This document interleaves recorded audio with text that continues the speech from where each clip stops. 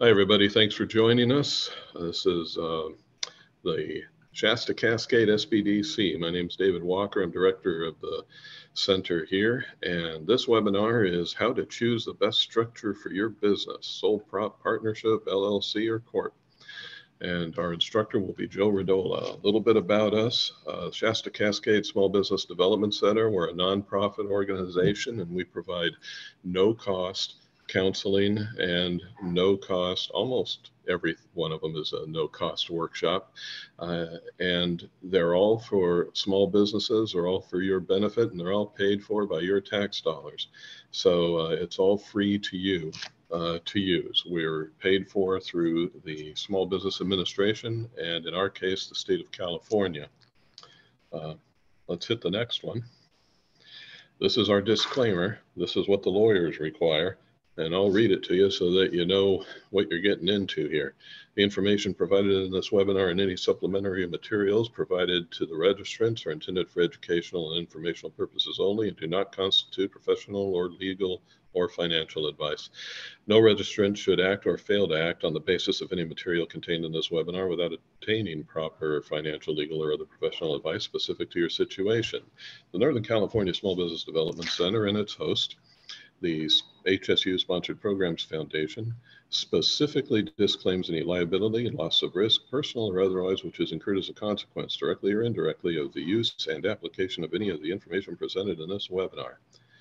And I feel really cool reading that because it makes me think I'm a lawyer. All right. Well, we do have quite a team up here in Shasta and Trinity counties.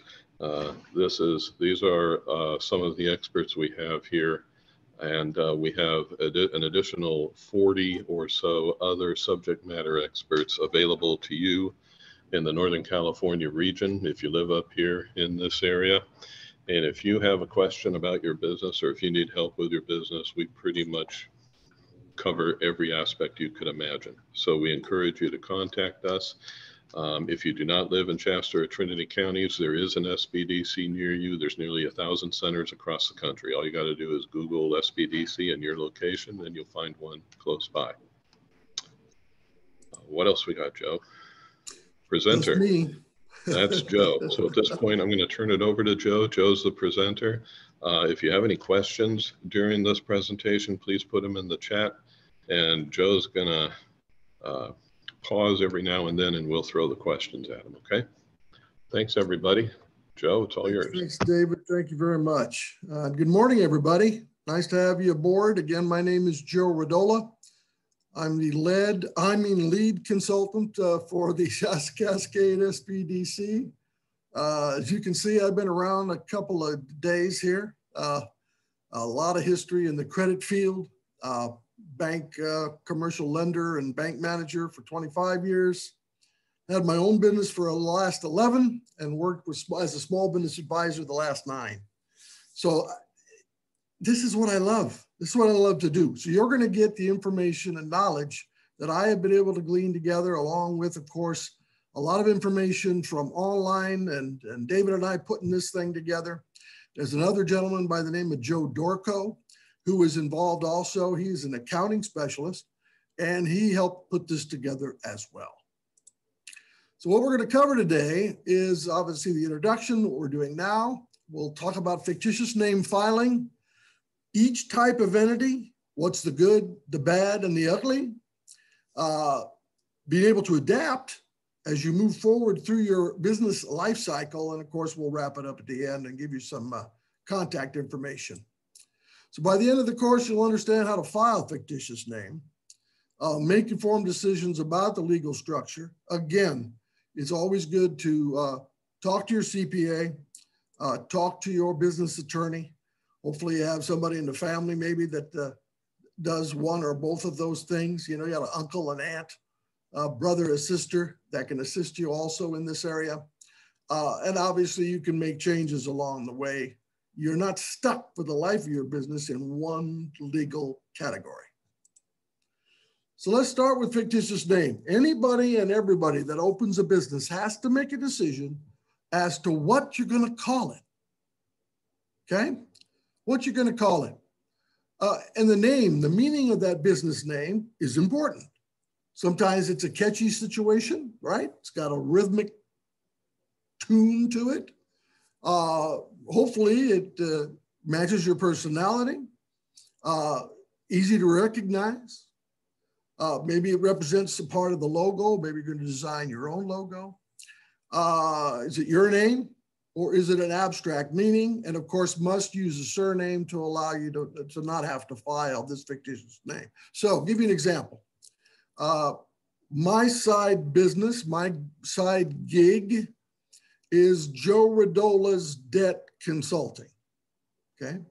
I am a sole proprietor, it's just me, okay? I'm the janitor and the accountant and the salesperson and the deliverer of services and, you know, the whole thing. So sole proprietorship, Joe Rodola's Debt Consulting. So I use the surname and the name of the business. So guess what? I did not have to file fictitious name. What that filing is, we'll tell you in a minute, but basically you have to tell the public in your area that you're opening a business in this name, okay? And believe it or not, as old school as this method is, you still have to put it in a newspaper. How about that? By now, I would have thought you had to put it all over the internet, but nope, newspaper, okay? So if I went JR Debt Consulting, that would have been fictitious, okay? So I would have had to put it out there and make sure there's no other JR Debt Consulting business names in our area, okay? So how do you go about doing that? This, of course, is for the county of Shasta. We are in that county. Our SBDC office handles Shasta and Trinity County. So these webinars that we have developed are really for those two counties in the North State. Suffice it to say, if you're in another area, in another county, you'll go probably to their website to find this information. I happen to put Shasta County's information on their website to contact. Up until recently, and I'm not sure still if they're doing live meetings with the public, it's all done online, okay? You pull the application up, you fill it out, you are told what to do next, you send them some money, then you take the signed application back and you have 3 newspapers in our particular area here that you can put it in to tell the public you're opening a business under ABC lighting or whatever, see?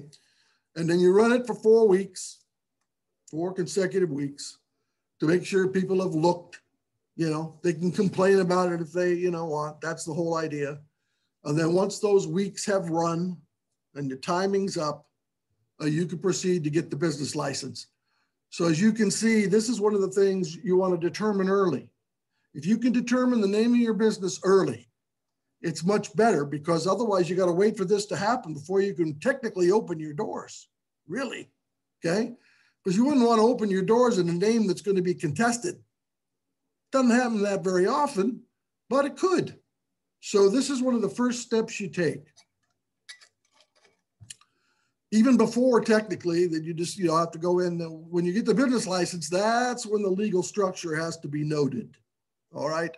Up until then, you know, JR's Debt Consulting could have been anything. Could have been a sole prop, a partnership, could have been an LLC, could have been a corporation for all we know.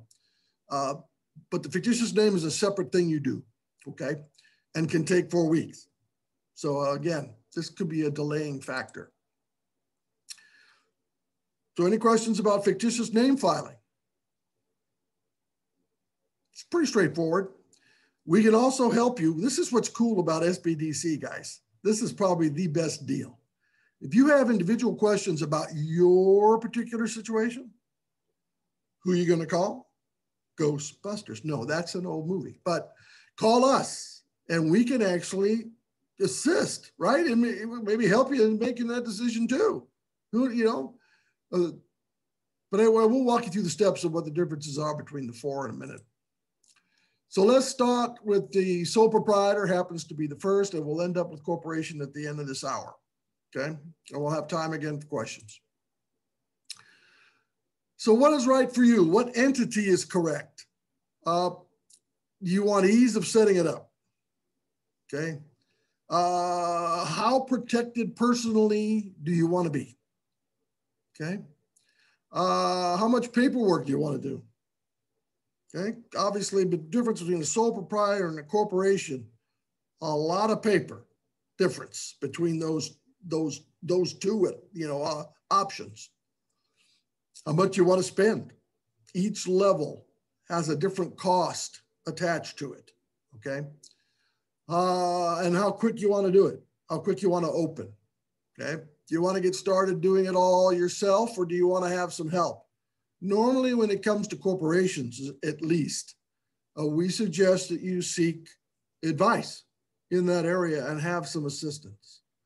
The T's have to be crossed, the I's have to be dotted.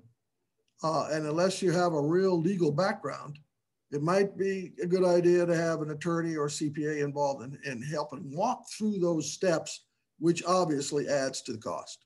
Okay. All right. So let's start with the beginning. Sole proprietor. That's what my particular business is. It's easiest to set up. In my particular case, since I used my surname in my business, I technically was able to open my business. I operate out of my house. Let's be real. It's a service business. I operate out of my second bedroom. Okay. Have for the last 11 years. Have a little laptop and a phone. Suffice it to say, I was open in under a week. So technically, I had my business license in hand. I had my liability insurance applied for, business liability insurance applied for, and my business cards from an online business card, company, and it was open in a week. Okay, so it can happen quickly. It just depends. If I had to do fictitious name, obviously it would have taken longer, right? Because you got to put it in the paper. So that's it. And the costs, of course, are the cheapest with sole proprietor. I think business license in Shasta County is, it costs me $52 a year now to renew. I believe when you set it up, it's either $75 or $100. There's an application fee, blah, blah, blah. But then it's renewed every year annually. You get a nice little blue thing, a blue piece of paper that is your business license. You're supposed to post that business license in the a prominent area of your business. If you had an office, it'd be in your office space. I don't hang it in my bedroom, but I could. I do carry it with me in what I call my brain, which is a little satchel that I have with all my goodies in there. So I can prove I have my license. But anyway, very easy to set up, right? Very quick. Least amount of paperwork. Normally it requires a simple application if you're needing a business license. But you are the least personally protected. And I always figured it's based on what you owned personally. If you have, Lamborghinis, a yacht, Rembrandts, 10 houses, whatever. The more you own, the more you have to decide what legal entity you will become. Okay, it's one of the thought processes. When I went to get my liability insurance, for instance, I went to my insurance company. They said, yeah, we do insurance. Sure. So let me ask you these questions. They have a questionnaire. And they ask, are you mowing lawns? Are you climbing ladders? Are you cutting trees? Are you using chainsaws? Are you, high risk businesses physically? Okay. And I said, no, I don't do any of that. I'm telling people information based on my knowledge over the years, and I'm doing it off-site, not in my home, at venues, libraries, shared office spaces. I did it at the chamber for years. I did it at the city of Shasta Lake here up in the North State. So they said, oh, well, then you're low risk. You might want to think about errors and omissions insurance if you want. If you disclaim well, like we did at the beginning of this thing, you don't have to worry about it too much. But suffice it to say, I have disclaimers. but it was the least expensive liability insurance I could get for $1 million. Pretty cool deal. In fact, obviously they're good salespeople. So they said, okay, how much you want $1 million? Okay, $1 million liability policy. And by the way, I had to have this because I'm paid by the state, the city, the county, and 2 cities in the county. So since they're government agencies, they said, oh, you still got to have $1 million. So I had $1 million liability policy and $1 million umbrella, personal, okay? So they can't touch my old boat, theoretically. So anyway, so that's something to think about as well as liability and coverage, because as a sole proprietor, you're potentially liable in case you get sued. Normally it's a single owner. You are the business is you. Again, you can set it up quickly. If you use your surname, definitely the least expensive probably to set up, more liability and easy to change when business evolves. Technically, if I became, I only really cover my business, Joe Rodola's Debt Consulting, Shasta, Trinity County, maybe Tehama, Siskiyou. I don't really do much outside of the Northern California jurisdiction. If I became, covering the whole state, I had offices in LA and San Francisco, and then I went to New York or whatever, I would no longer be a sole proprietor, okay? As you expand, that's how, kind of change up the ladder. That's exactly what you can do. Partnerships still pretty easy to set up. Normally it's more than one person involved, right? We had a real cool company up here that made untypical kayaks, and they had one guy was a partner, was the brains, okay, the mechanical engineer that built the thing, and the other guy was the sales and the imagination dude, right? So they became partners. So they set up a partnership to begin with, okay? Still not personally protected because each individual has a piece of the action. Normally, it's great for startups with more than one owner and still should have strong liability insurance. Got to. You just got to, okay? And all insurance companies, or many of them, will offer that liability protection. Again, normally 2 or more owners, okay? Got to describe who's going to do what. Always smart to have a written partnership agreement, okay? We can send you in a direction, maybe if you want to pull some nice, legally vetted, fill in the blank agreements. We have access to that as well. Or of course you can have your CPA or attorney with those write-ups for the partnership agreement. Liability insurance, always, something to think about and have. And it takes a little bit more paperwork, obviously, because you have these agreements between the two of you, right? You could be a 50-50 partner or 51-49. There's all sorts of ways you can split up the action. It also can describe how much of the profits you get on a partnership, right? It could be 70-30, it could be 60-40. You can do all sorts of setting up who does what to whom with the partnership agreement, okay?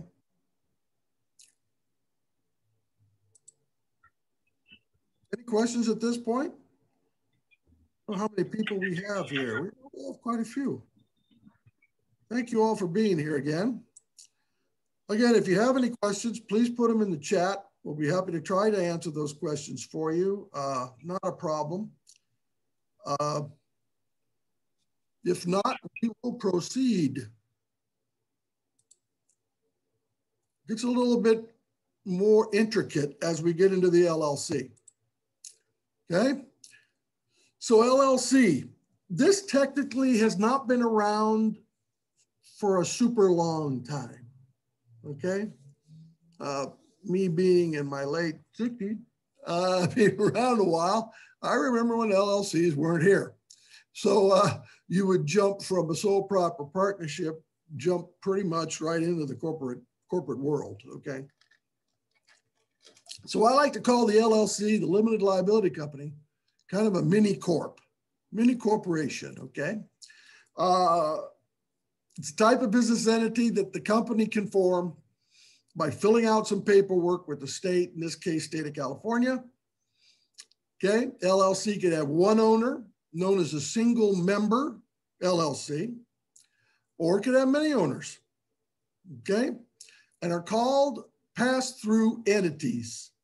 So what's a pass-through entity?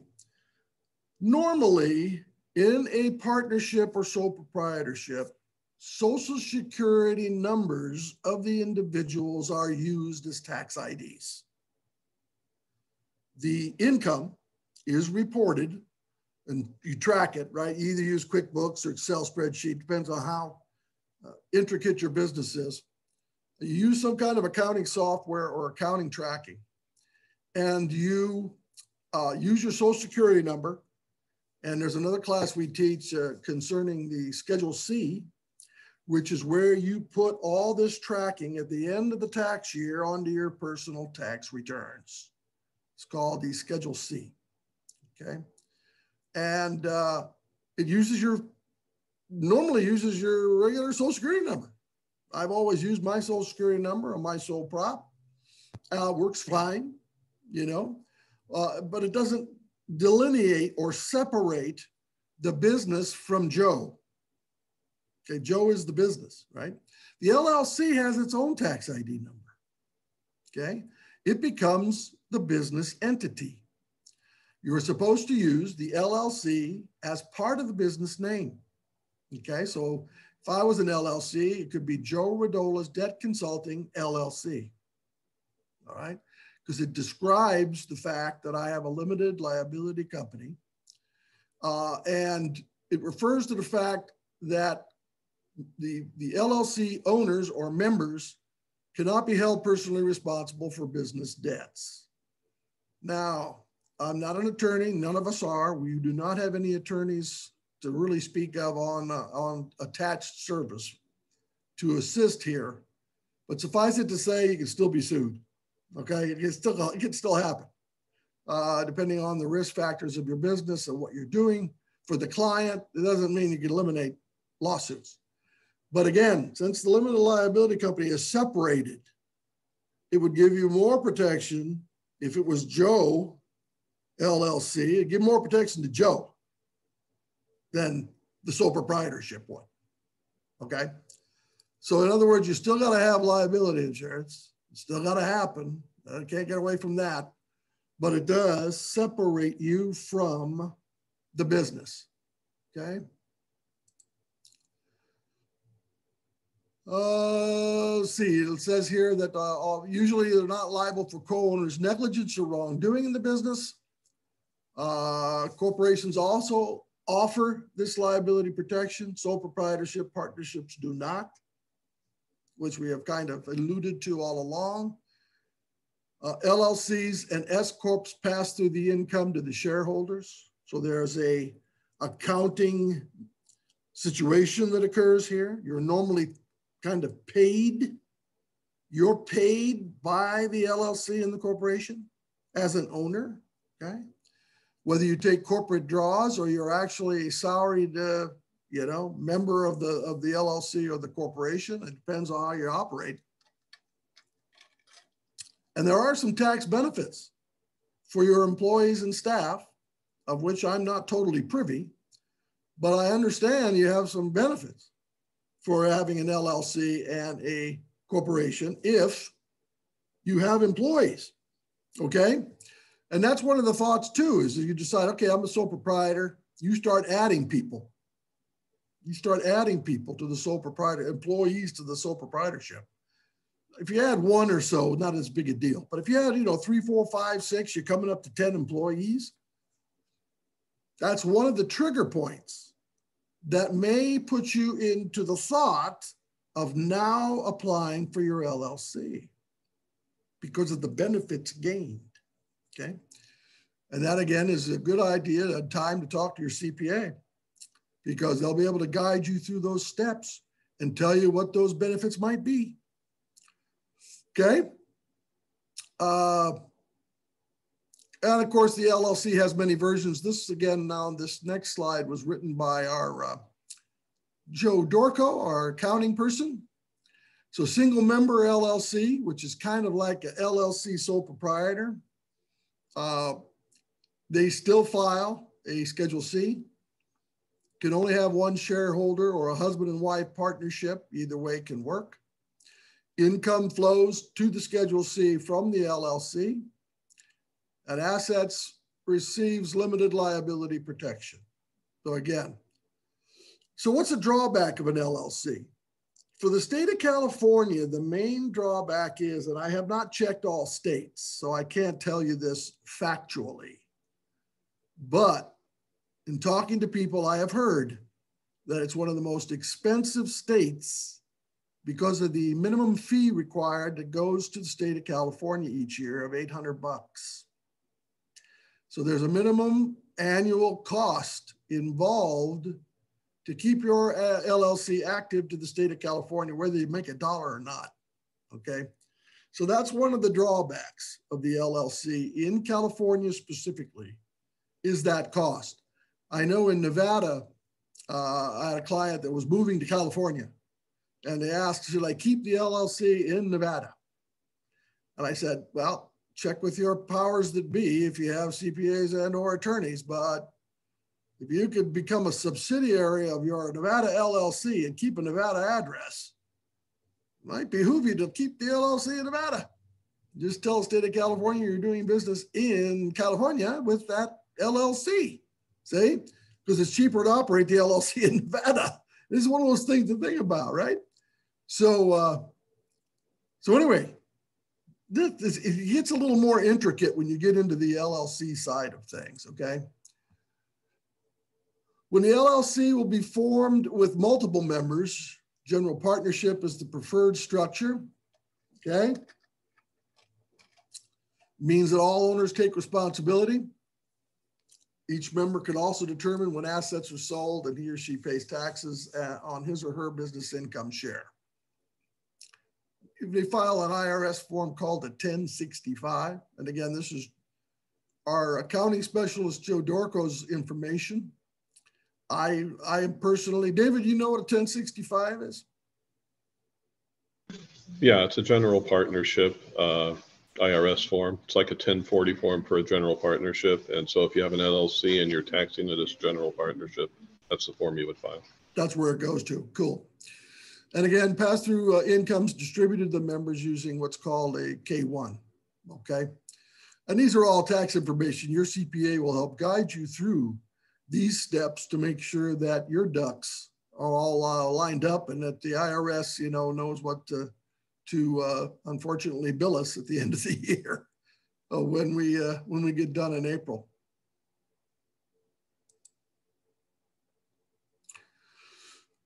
And here's a family limited partnership, or LLC continued. Families usually form an LLC as a limited general partnership, put their property into the company, okay? They can designate control. Common use is for estate planning in this area. So again, if you have a finance guru involved, whether you use Edward Jones or any of the other companies that are around, they also may help guide you through these steps. This day and age, if you have any assets at all, you know, you start heading towards the $1 million net worth area. You got to have just about one of each, right? You have CPA, a finance person, and some kind of attorney link up, okay? Again, don't be afraid to utilize, for instance, my mom was a legal secretary for 20 years. I'll tell you what, she's invaluable in information. She also helped me set up the living trust. So, you know, use your family. Well, I'll tell you, that'd be a lot more inexpensive if you can do that. And again, each of these steps we can help you with when you're ready, when you come in, okay?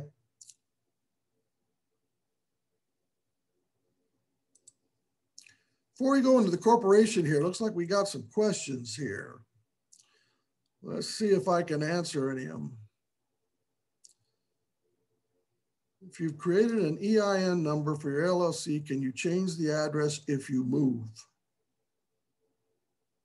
Yeah, I would think that's important, actually. That would be something you would definitely want to do. Because you got to let everybody know that your business has moved, okay? If you're a sole person with an LLC, do you set up a beneficiary if you have someone that wants to continue the business, or does the LLC die with the sole owner of the LLC? All right, I'm going to ask David for a jump in if he's got that answer, because I don't have it. Yeah, it's how you set up your operating agreement with the LLC. You can treat the LLC. LLC is similar to a corporation in that you have units instead of shares.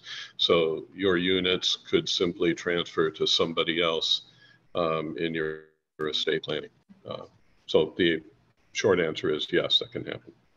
Thank you, David. That does make sense because it is a separate entity, and it just is a little different in the description of units and stock. Could you please give us a copy of the recorded meeting? We will give you the link to, this is being taped, okay? And we have a YouTube channel. How about that? One thing about COVID-19 is we came into the old 21st century, didn't we? We got Instagram, we got tweeting, we got all that jazz. So we got a YouTube channel.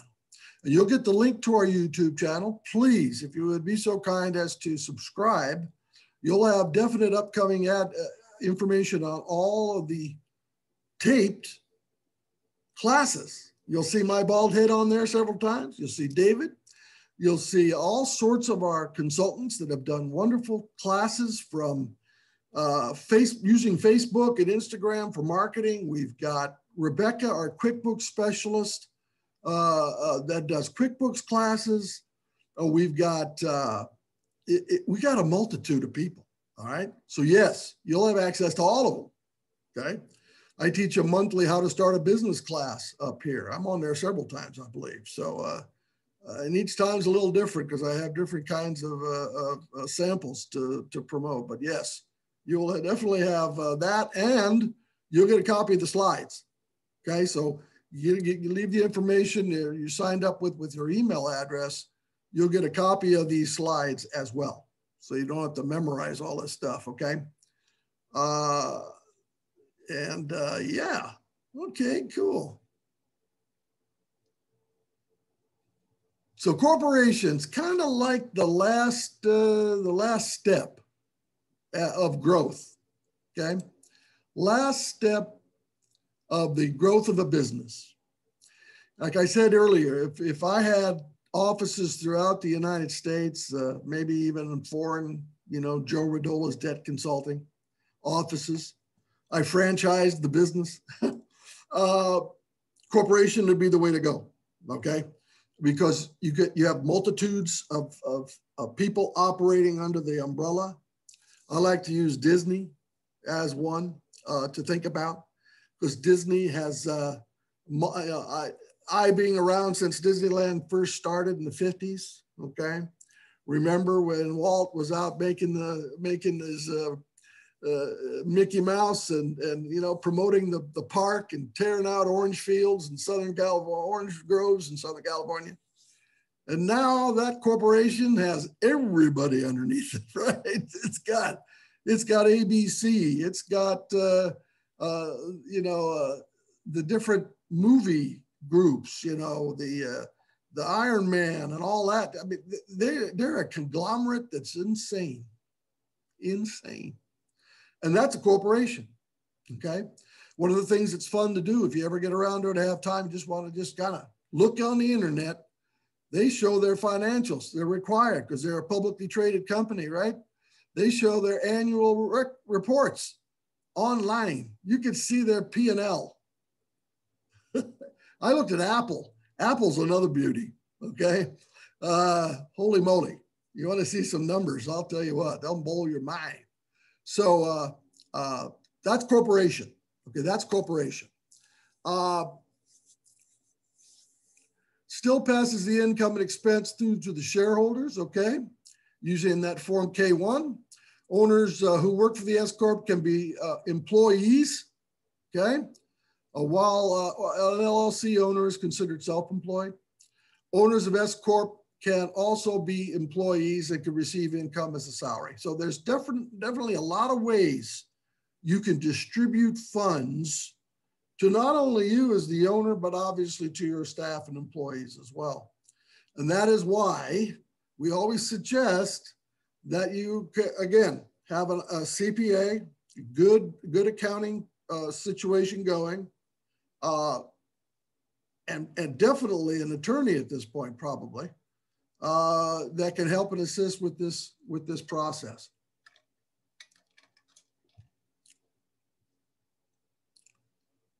And there are several types of corporations too. There's S Corp, C Corp. There is a nonprofit corporation, okay? So there are different types of corporations. And again, each one has a different T to be crossed, I to be dotted, and obviously a lot of paperwork. Some requirements are going to be board of directors. You have to have meetings. There's all sorts of things that have to be followed. And it gets more intricate the bigger you get, okay? And obviously the S Corporation gives you the best personal protection possible of any of the entities, okay? They can't come after your yacht as easily in a corporation as they could with a sole proprietorship.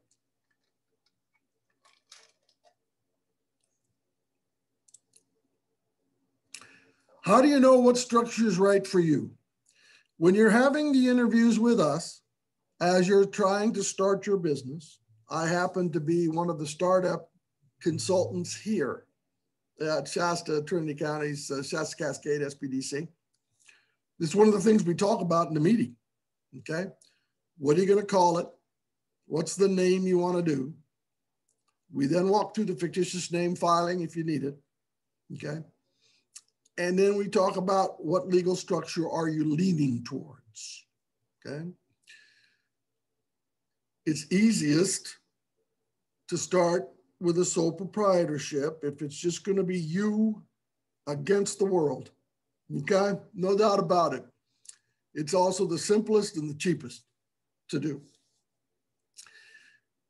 But you're not stuck with that. That's the cool part. It's not like you can only do one and then you're there. No. You can start with a sole proprietorship, and as you grow, change it up, okay? Change it up. No problem with that. That's the whole idea probably, is to become a multinational corporation, and you sit back, have a cigar or whatever, and some scotch and own an island somewhere. Yeah, that's a cool idea. So that'd be great, okay? But you normally decide and start with risk factors and what you want to do immediately upon opening that business and how quickly you want to do it. I mean, a corporation's going to take a little time. Got to get the paperwork, got to send it in, got to be this, got to do that, got to get the letters of this and who's going to do what to whom, and cost factors. Okay, I would say a sole proprietorship in Northern California, where we're located, if you don't have to file fictitious, is about $100 plus or minus. Okay, to get a sole proprietorship open. If you have to file fictitious, you're up to about $200. If you're thinking cost factors, okay? LLCs, you move up a little bit. You can try to do it yourself. There is options of doing it on your own. I haven't had many of my clients have much success in getting through the state of California requirement that way, but you can use, there's a company called LegalZoom that does this kind of work. Could set up an LLC, state of California. It'll run you between $250, $350, depending on how intricate that LLC is going to be. So figure that, and then fictitious name filing on top, you could be $500 for an LLC, okay? Corporations, historically, if you use an attorney and, slash CPA to get that set up, you're looking anywhere, depending on where you are, $1,500, $2,000, could be $2,500 if you're in a big city. Probably could. Okay, it depends on what the attorneys charge on their hourly rate. Okay, you can also use, you know, what are they called? I think you can use the legal, what are those called, David? The next level down below the attorney. It's a paralegal. Yeah, can you use paralegals on this? I guess you'd have to have You know, a knowledge of the paperwork. I hate to admit it, but I was writing an answer in the chat and I wasn't listening. Oh, that's okay. It was just a question about whether or not, yeah, you could use a paralegal for setting up a corporation. Yeah, you can. You can set up a corporation yourself if you're so inclined. Yeah, savvy enough. It's yeah, you'd have to know, but yeah, you can use a paralegal. All right, great, thanks.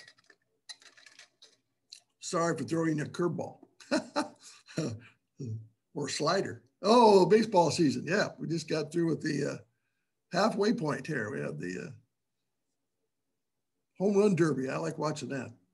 And again, a lot of it will be based on how much personal assets you have. That's a big decision-making factor right there, guys. Is how, you know, if you have rentals, bunch of rentals, right? You've dabbled in real estate pretty good. And you got 3, 4, 5 rental properties. And you got your personal home, and you got, you know, a boat, and you got, you know, a couple of cars, and, you know, whatever. Personal risk is a factor. It really, and industry risk, right? Industry risk. If you're, again, going to people's houses and cutting trees down, risk is a lot higher than mine. Tell you that right now, right? I don't touch anybody except for maybe a handshake now that we're getting out of COVID. So I don't have a lot of risk. Okay, I'm not touching property. I'm not going to people's homes. People aren't even coming to my place. So it depends on the risk and what you're doing. Okay, amount of income obviously that you want to earn. And then obviously a cost benefits analysis, pros and cons before choosing the proper structure. And we can help with some of this for free right here, okay? With the number of businesses that we have talked to between David and I and our other consultants, we can come up with some pretty good thoughts for you. Pretty good thoughts for you, okay? Hugely important. So let's see, what other questions do we have? Let's see, is it best to have LLC as sole prop if you're getting a 1099 from different companies? That was a question from Sally. Well, you could go either way on that one. I mean, I would imagine that starting out, I get 1099s from several organizations, okay? I have 2 cities and a county that 1099s me every year, okay? And when I was a consultant contractor for SBDC originally, I actually had 4 1099s, all right, 1099s. So all of them reported how much they paid me for the year, okay? Sole prop, stayed sole prop the whole time, okay? Stayed sole prop the whole time. The decision, I think, on the LLC to sole prop really is based on, do you want that added layer of protection, personal protection? That and employees. Employee count makes a difference. Rebecca could probably answer that more than I could as to what the benefits are of the LLC, but compared to sole prop as an employer. But yeah, so that's the thinking there. It can go either direction. It looks like David already answered Jeanette's question. That was cool.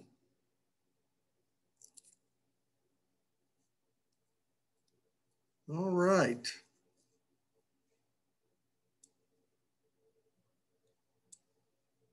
Very good. So let's see where we are next.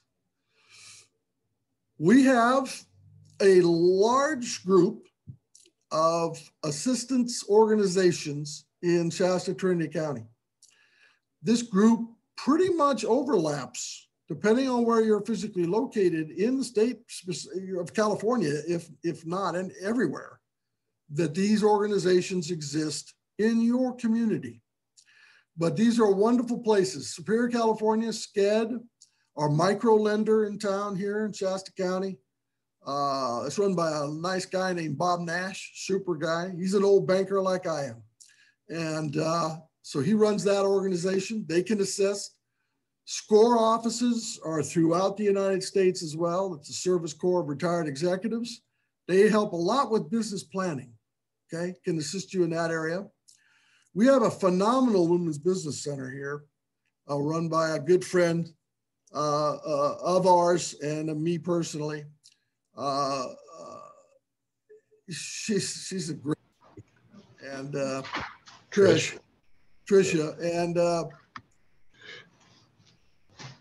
if you want to become a certified women business-owned business, okay, to qualify for specific assistance along the way, we send them over to her, okay, Trisha Funk. We have an Economic Development Corporation, the EDC. Todd Jones up here runs that one. At the moment, they have no funding capabilities, but boy, they're linked up to a lot of other stuff. I'll tell you that right now. And they're real good assistance with helping up in Redding now in Shasta County. We've gotten a huge number of outbound and inbound flights. What a difference. When COVID hit, our flights out of the area went away virtually, okay? We might have ended up with one San Francisco flight, and that was all we ended up with. We had just started to build, because our airport's fairly large here in Redding. We started to build a group of airlines that were flying, okay? So now we've got like United, a Vino or a Velo, another company. You go to Burbank from here for 19 bucks one way. Unbelievable. Reminds me of the old days when you could fly Southwest for 19 bucks. And then Alaska Airlines is taking a flight from here to Seattle. I'm hoping eventually they'll have a drop off at Portland too. We have relatives in Portland. I'll tell you, I'll go that route every day. I don't have to drive to Portland. Anyway, in the fall, we're supposed to get a direct flight from here to Denver. So EDC's been hugely involved in getting that done. PTAC, Procurement Technical Assistance Center. We have several in the state of California. Ours is located in Eureka. I call it kind of our brother company over there. They really assist people that are wanting to become veteran or disabled veteran certified.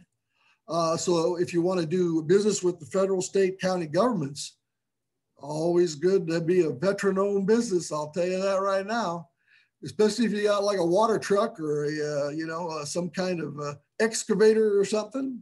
And we got, unfortunately, a ton of fires up here. That's the bad news. Always need water tenders. Always need tractors and excavators and stuff. Veteran owned gets first shot in many ways, man. Good thing to do. Smart. We have SMART Smart Center. You're hiring people. Great place to go to find out who's potential employees. The other thing is depending on the category of the employee you're hiring, they have programs available that may be able to pay your salary that you're giving to those people for the first up to 90 days of hiring, your training period. That's pretty cool, huh? Be able to hire somebody and not have to, pay them out of your pocket per se the first 90 days. So always worth checking out with SMART, and never discount your chambers of commerce, ever, okay? We have a really solid group of chamber of commerces up here in Shasta County, and they are hugely involved with the success of our businesses. Huge. Let me interrupt you here real quick, if that's okay, Joe. I just want to bring up, I put a link in the chat for our survey. We'd appreciate it if you'd take the time and complete the survey, give us feedback on how we did on this webinar, provide us some ideas on webinars you may think would be of benefit. We have thick skin, we can take it, be honest. And I wanted to get that in before we ran out of time. So There we go ahead, Joe. Yeah, thank you very much. Yeah, it's hugely important. We used to be able to give out, when we did these live, we were able to hand out the survey and they couldn't walk out till they filled it out. So we're going to ask you, please, to go ahead and hit the Survey Monkey link and go ahead and give us your feedback. We really would appreciate it. Obviously, one of the next steps you can take now after this, and maybe taking our How to Start a Business class, especially if you're in Shasta, Trinity County, which you can take technically at this point by going to the YouTube channel and watching it. It's an hour, hour and a half, okay? And I teach that one. And now you can set up an appointment to come in and see us, okay? Set an appointment to come in and see us. And obviously check the calendar, our center calendar for other things that are coming up. We got classes all the time. All the time. So who are we and where are we? Here's some of the stuff, okay? Here's some of the internet goodies. First of all, we're located physically at 1305 Sacramento Street. We've been here since March. Kind of cool. We're downtown Reading now. We used to be out by the airport. Now we moved back into downtown. It's pretty cool. Got our phone number, 222-8323. Got Emily's contact. She's our right arm. She's our admin specialist, and she takes care of setting appointments and all that good stuff for us. There is our website, okay, ShastaSBDC.org. Sign up for free services. All our services don't cost a dime, okay? And that'll link you up so we can all, we can get paid. We can offer you the free services. And then there's our other links for Facebook, Twitter, LinkedIn, and of course, the magical YouTube channel where all these webinars are kept, okay, or a lot of them. We also have something called NorCal Minutes, pretty cool little quick snippets of information that are running about 1 minute and 90 seconds. That'll give you a lot of information as well. And thank you all for attending. We got a couple of minutes. Are there any more last minute questions that might be burning?